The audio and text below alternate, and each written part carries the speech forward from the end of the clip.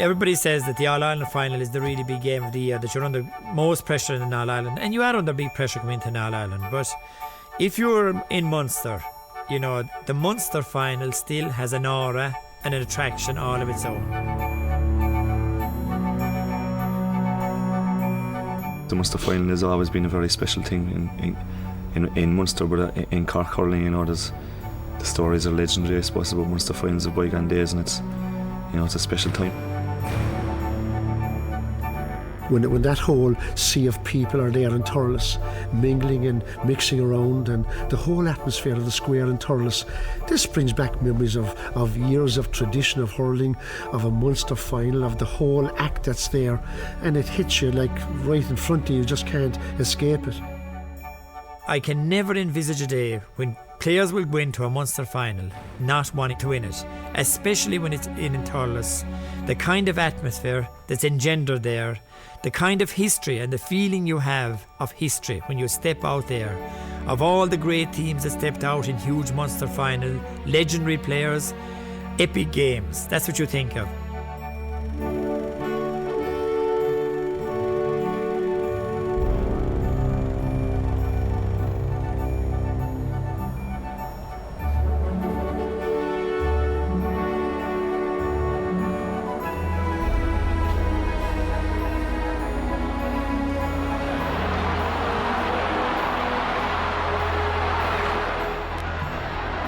Dropping it inside, difficult one, so down to Halpine has it, awkward angle, it's a goal! In 2003, Cork beat us in the Munster final in a game that I thought we should have won. That was Mulcahy touching it down, coming in here and striking it, brilliant! So we knew when coming into 2004 that Cork would be slight favourites after winning 2003, and we said to ourselves, we can beat these fellas. Taken by John Gardner, looking for another, Gardner has put the sides level! I felt that, you know, this was going to be another humdinger of a game. It goes short to Milan! Goal! It worked, Ger. The Corkers are having a chat on the goal line. Because I felt that they stole 2003. Led outside towards Ben O'Connor, awkward, right on the end line. Brown! It's a thriller. I felt that, you know, we just maybe slackened here and there towards the end of the game. Green is under pressure from Dean. A goal! This game is everything, Ger. The Dino has got it. We could have won that game as well. Milan, number one! This guy has gone wild today. John Mullane is a passionate player. He's a box office guy. The fans love to jeer him, the fans love to cheer him. I suppose the Munster final when he got the 3 goals, he wasn't the most liked man in Cork. Leading up to the Munster Championship, you know, your whole life changes, you know, you have to be watching yourself.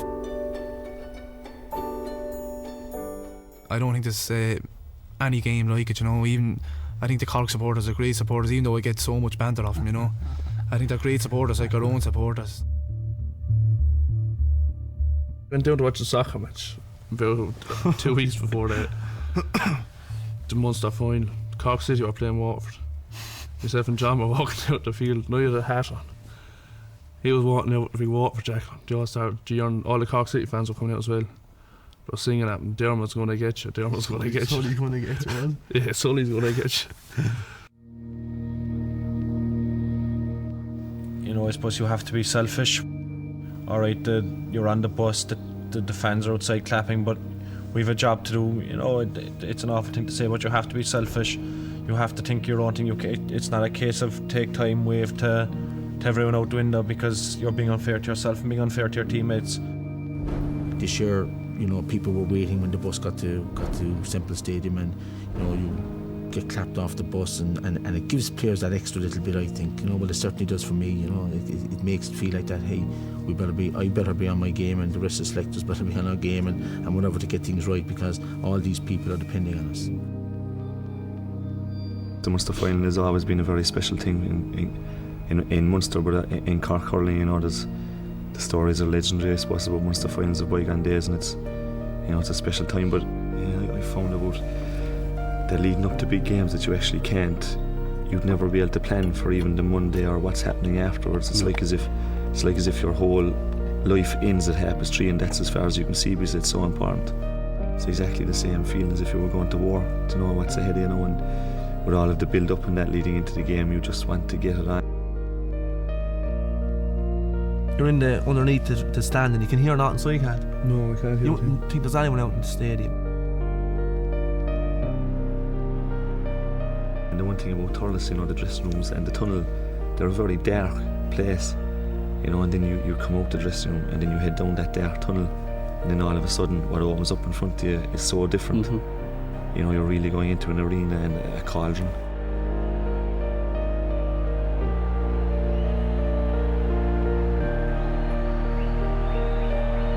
You give a speech before the game, right? You go around to each of the players, you talk to them, whatever, you know. I'd love to have enough time to do research to say, does any of it go in? And you're gearing yourself up for this big event and this big battle, basically. And then you look around and see the stadium full. It's great for the team to run out into a stadium where there's 55,000 people and 30,000, 35,000 of those are Cork people, you know, red and white jerseys cheering, and you know, and you feel the support. The latest obstacle, I suppose, to Waterford at that stage was that they hadn't beaten Cork for so long in a Munster final, and would the weight of expectation on them be too much? History at that level doesn't count for an awful lot when the 30 players go onto the field, but it is a context which can be discouraging for the team that's at the wrong end of history. It's a wonderful, colourful experience here. Munster final day, Semple Stadium in Thurles. It had been a lovely, lovely sunny week. You know, you go and hope you've seen a good game, but you don't expect to see a classic unfold right before your eyes. It was the best game of hurling I've ever seen. 70 minutes of action. I suppose the cliched formula for these sort of matches is that the team like Waterford is the one that has to start well to steady its nerves. That didn't happen at all. They conceded a crazy goal early on. On towards Garvin McCarthy, didn't quite make it that time, makes it the second time. Oh, he scored! What a debut! I suppose nowadays there's a lot of tactical things involved with guys switching positions. John Garner was going over and Dan Shanahan, and I suppose, you know, you just so much want to get into the game and get on the roll and so much want to start doing things well. Causing some consternation, 3 Waterford men on him. This is Corcoran once again, first chance to score in this final, and he's done it! You know, often you can find that in the Munster Championship games for the first 10 or 15 minutes the pace is frenetic. And Bit of a nightmare start for the goalkeeper and for Waterford, as once again it's Ben O'Connor taking them all on, beating Owen Murphy this time, and it's over the bar. Well, I felt we were going well. I felt we were doing well. We had taken them on and we got good scores, and we had been playing against the breeze, and I'd say it was probably one of our better days hurling wise. Well, Cork are simply flying, but only 9 minutes gone. Great catch again by Dan Shanahan, beating John Gardner. Cork will have to make a switch there. Dan Shanahan has got another. You'd be absolutely knackered the first 15 minutes, to be honest with you. All the training after doing it, you say, I'm in trouble here, wouldn't you? Yeah. Over 2 or 3 runs, you know, you want to get 1 or 2 balls, you know, you get your confidence up in that. But then the game kind of settles out and things kind of take a bit of shape, you know. McGrath is left it, he fumbles it, and Cork come forward again, looking really menacing. Tom Kenny rifles it over. The crowd, you block out the crowd. It's like the crowd aren't there. It's like you're playing a club game up, and it's like any other game. Like, you know, you're playing a club game up with your own club, and there's only a few people there, you know. But as the ball is thrown in, you're just constantly ball. Where's the ball going? Towards Owen Murphy, swinging it in one hand, stayed in play. John Milan with the shaven head. The De La Salle flyer from Waterford.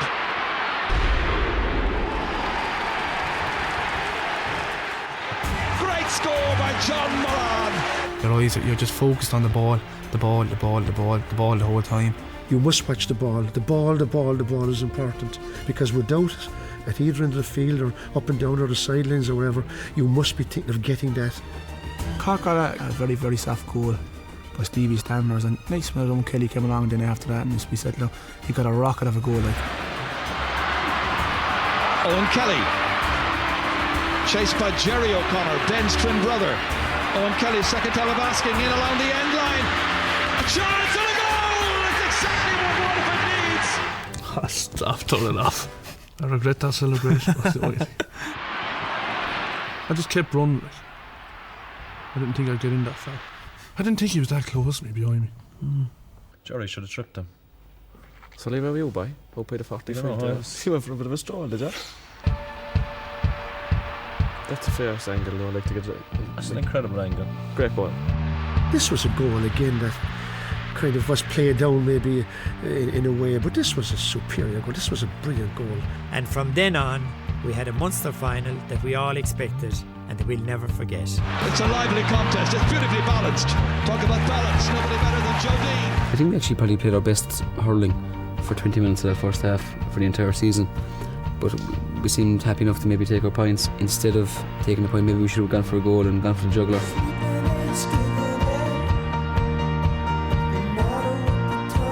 It's tit for tat like in hurling. You're going to get this and you're going to get it verbally sometimes, physically most of the time. And he's fierce physical, as well as everything else, and he's not slow. Look what's happening here. John Gardner's on the ground. Dan Shanahan is exchanging words with Donald O'Cusack. Nothing terribly angry between those two, but John Gardner's on the ground. If you ask any Cork player to go out and to try and wind up this fella off the ball and that fella, but as I said, that's all part and parcel of the game. You get on with it, so. It was harmless enough though, Jerry. It was only a little jab.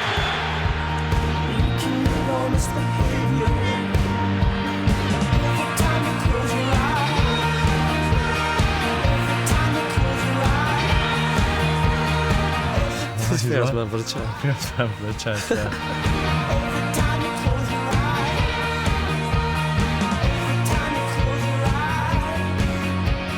They're all possessed. They have to be possessed. This isn't a fancy game. This is getting... The training is more intense. The pace of the game is faster. The ball travels faster. They're athletes now. We knew we had to beat them in a Munster final to kind of bury a few demons. They hammered us in the 80s, My father and that was playing that team. It took us a while to recover from them defeats, Working hard, working. That doesn't mean by getting goals working. That means by hooking and blocking. Small things like that make the big things easy, Cork were playing a lot better than they had against Limerick. It was the first signs that Brian Corcoran was going to be a substantial presence for Cork. Brian Corcoran's after it, a favourable bounce that time. The angle shot, and it's a brilliant score by Brian Corcoran.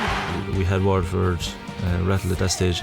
I don't think we punished them enough for the amount of possession that we had. Maybe we sort of weren't ruthless enough as such. Well, it's really putting it up to Waterford here. Many people said they would win this game. They may yet. Kelly, 2 against 1 inside. Shanahan's the one inside. He has it. He scores. Oh no. I know when I see the ball come in, I was at the right side of Domino Sullivan, so I said to myself, I'd go up and try and catch it. Stop.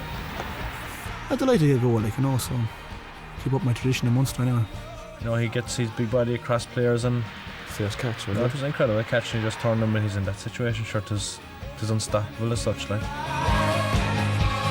It's an honour to be playing against them fellas, and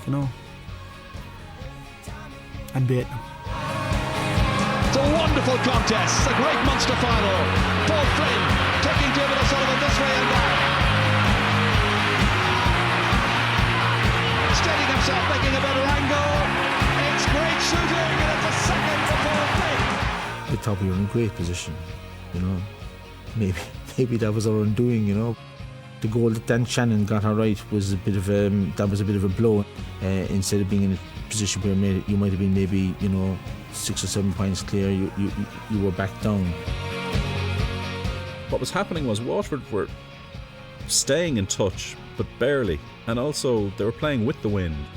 Although they made sure, I suppose, in the second quarter they weren't going to lose the match in the first half, but it would be a big step from that to say that they were actually going to win it. It's been a terrific first half. 2 teams, full credit to them. They really went at it. I suppose Justin doesn't say much. He gets us together and sits us down first and lets us relax and take a breather, like, you know. He doesn't say much. Then again, he goes around to all the individuals. He said to me, just keep going, keep doing what you're doing, keep moving around, don't stand in one spot. I think you must have belief that you can do something. You have to believe that you can do it. There was never going to be much in it. I always felt that from the previous year in particular, that it was going to be, you know, much as, you know, we were going to be very close together. It would take a break or an opening maybe to sort of decide this game. He'd stop us before we'd run out for the second half, you know, and he'd say, right, we're not coming in here defeated today. You know, we weren't going to be beaten that day. Just after half-time, Waterford came out very boldly, and John Milan got a ball out near the corner, took on the entire Cork defence and put the ball over the bar. 3 points between them, and John Milan straight away into the action, and he's put it over! I got the point, came out, got the point. I said, right, this is it, like, you know, I'm going to set myself up nicely for the second half. I was on 2 points that stage, you know, and I was highly motivated. I said, right, I'm going to go to town on this Cork defence, you know. Free from just inside Waterford's 65-metre line. John Milan is after striking Brian Murphy in the face there. Would look like the handle of the hurl off the ball. Just one of them incidents that, you know, I don't know what happened really, you know. Just Brian Murphy was niggling me and I was niggling back, and he gave a shot and I gave a shot, and I'm after getting caught, like, you know. Shawnee McMahon then, I said, him being a Clare man and mother being a Clare woman, like, you know, will he leave me off? Would he leave me off? But he didn't, no.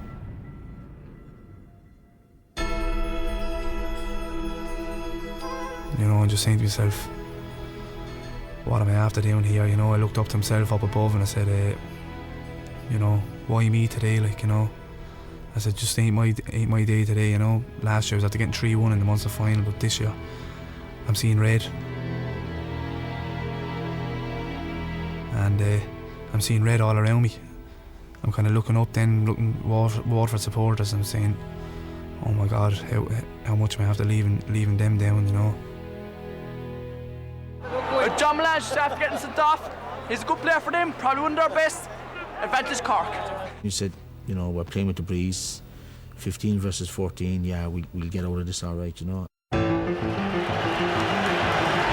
They've got to remain cool. Both sides have got to remain very focused. That comes out towards Flynn, and Paul Flynn knocks it over the bar. It's his third point.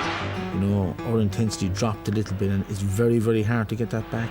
But it's Ben O'Connor now raiding on the angle, striking, and the crowd behind the goal will tell you that it was nowhere near the posts. I never played in a game that it was so pacey and so fast, because there was so much space. There was no more marking. Waterford corner forwards were ending up in their half-back line. They were racing all around the place. They were like bees buzzing around, you know. It was, and there was no pattern to the game after that.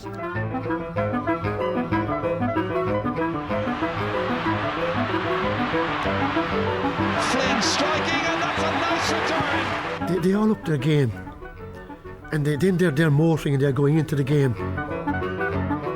And all of a sudden then there's a piece of magic by Flynn comes along with a free out of nowhere.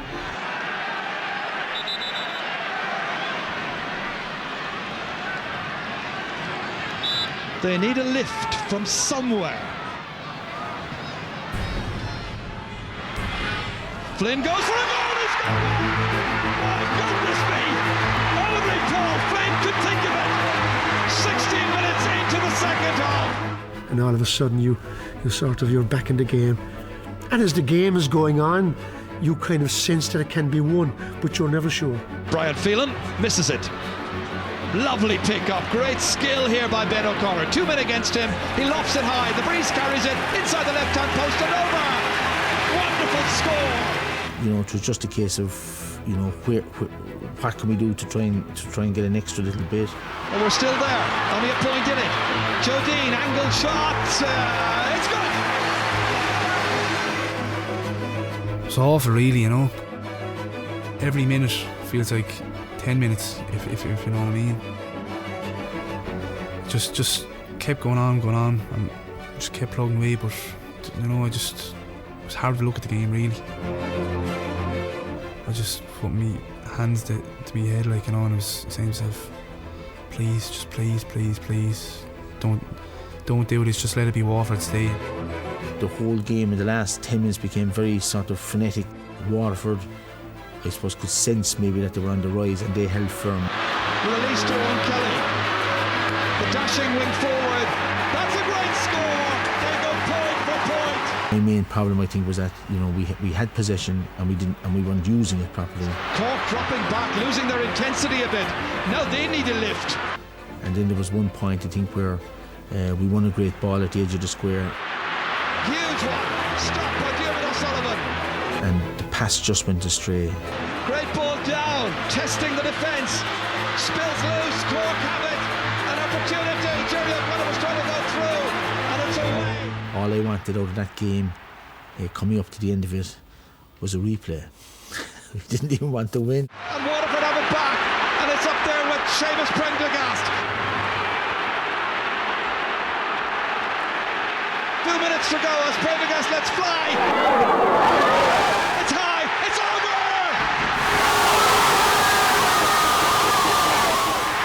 What a point! Even now, give you some feel. Look at the crowd jumping up and down.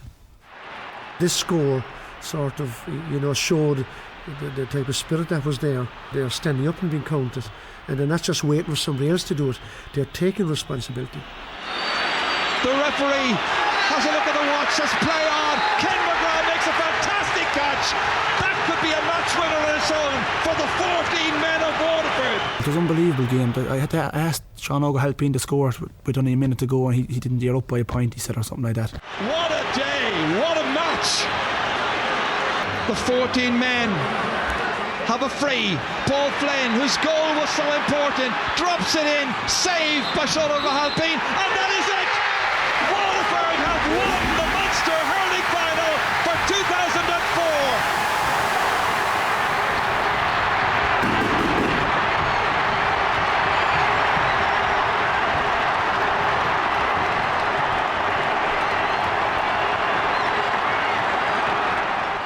Emotion has a lot to do with hurling, you know. It's probably plays a major factor in hurling, you know.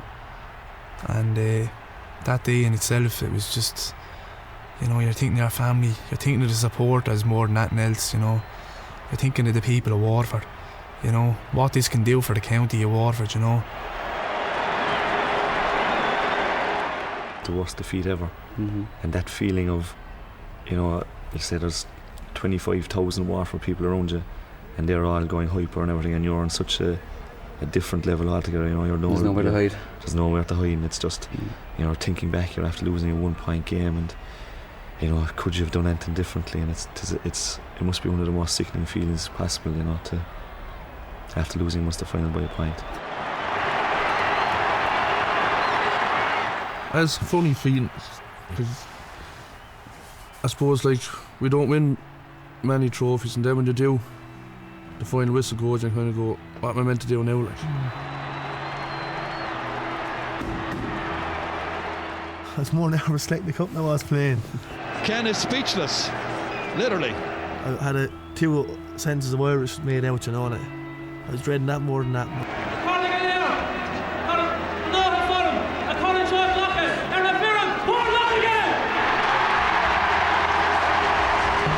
But it was a brilliant feeling. All my life I was hoping to have that, you know. There's so many people in Waterford that have won nothing, great hurlers. They don't have a Munster medal. It means so much to the supporters in Waterford that they were after going to years, they see Tipperary, Limericks, the Clares, the Corks hammering good Waterford teams. The whole atmosphere afterwards was absolutely marvellous. I remember Colm O'Rourke and Joe Brawley were there that day with RTE, and O'Rourke, unusual for Colm O'Rourke, he even had to go out into the field afterwards to have a few pucks. You know, that's what you'd feel like. You'd feel like just getting out in the field and having a few pucks on the field where you were after witnessing such an epic battle between 2 great teams.